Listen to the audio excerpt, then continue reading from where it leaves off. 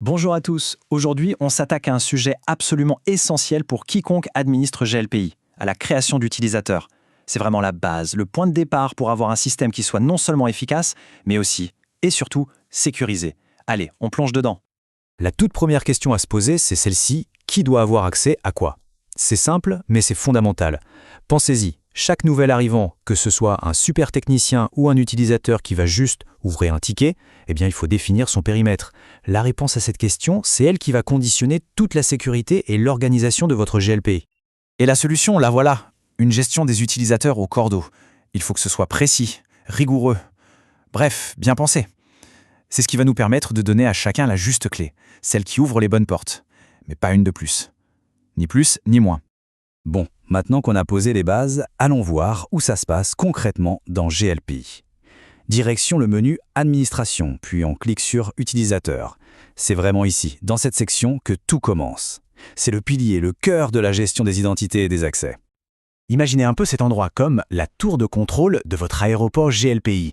C'est d'ici qu'on va piloter tous les comptes, absolument tous, que ce soit les super admins qui ont toutes les clés, les techniciens sur le terrain, ou même les utilisateurs qui vont simplement créer une demande.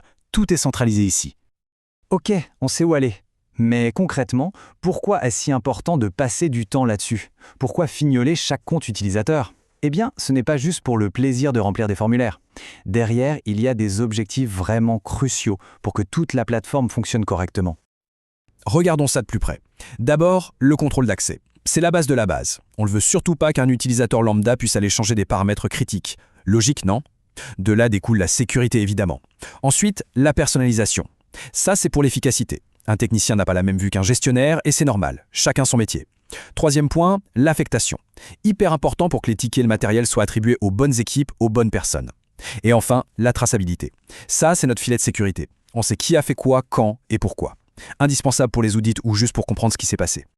Allez, assez théorie, on passe à l'action. Pour créer un utilisateur, notre outil principal, c'est le formulaire de création. Il peut faire un peu peur au début, mais on va le décortiquer ensemble, champ par champ.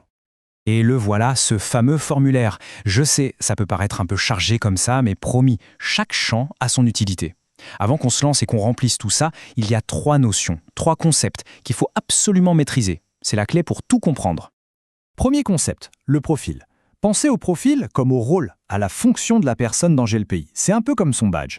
Est-ce que c'est un super admin qui a toutes les clés, un technicien qui va résoudre des incidents, ou un utilisateur self-service qui va juste consulter la FAQ et ouvrir un ticket? Le profil, c'est vraiment le paquet de permissions de base qu'on lui donne. Deuxième notion hyper importante, l'entité. L'entité, c'est le cloisonnement. Imaginez des boîtes. GLPI permet de gérer plusieurs boîtes, plusieurs filiales, plusieurs départements de manière totalement étanche. Quand on affecte un utilisateur à une entité, on lui dit « tu ne peux voir que ce qu'il y a dans cette boîte ». Un technicien de l'entité marketing ne verra pas les tickets du service compta, par exemple. C'est fondamental pour la confidentialité.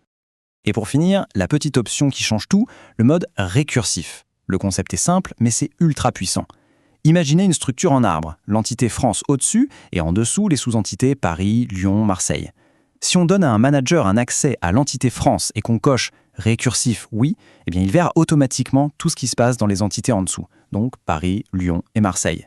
C'est un gain de temps fou pour la gestion. Voilà, maintenant que les notions de profil, d'entité et de récursivité sont claires, on a toutes les cartes en main. On est prêt? Alors c'est parti, on va créer notre premier utilisateur ensemble, étape par étape. Le processus est super logique en fait. On peut le découper en 5 grandes étapes. D'abord, on va chercher le formulaire. Ensuite, on renseigne l'identité de la personne. Troisièmement, on configure son statut pour savoir si le compte est actif ou non. Quatrième étape, la plus importante, on définit ses habilitations. Et enfin, on enregistre. C'est tout.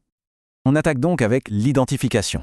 C'est là qu'on met les infos de base. L'identifiant, c'est super important, c'est ce qu'il utilisera pour se connecter. Puis son nom, son prénom, et on lui définit un premier mot de passe. Bien sûr, on lui demandera de le changer à sa première connexion, c'est une bonne pratique de sécurité. Alors là, attention, un champ qui est absolument déterminant.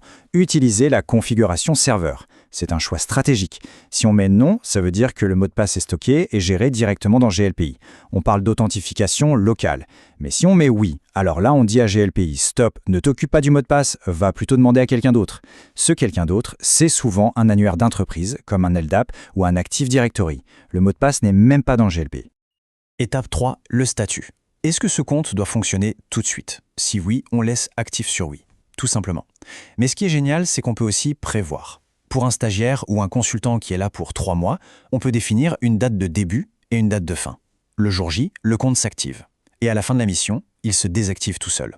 C'est super propre et excellent pour la sécurité. Et on arrive au cœur du réacteur, les habilitations.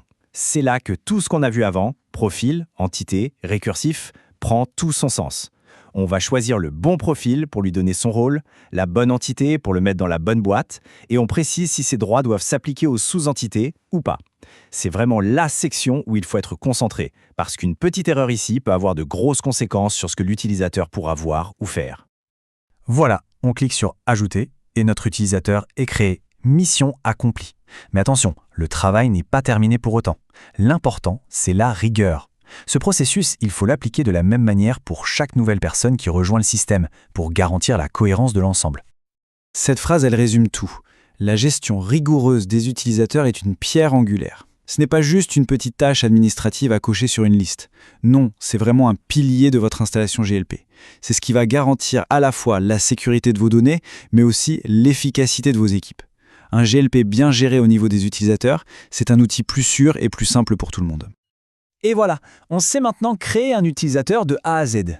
Mais, comme souvent, ce n'est que la première étape.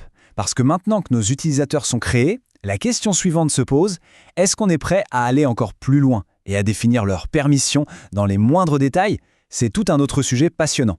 Merci d'avoir suivi cette explication et à très bientôt.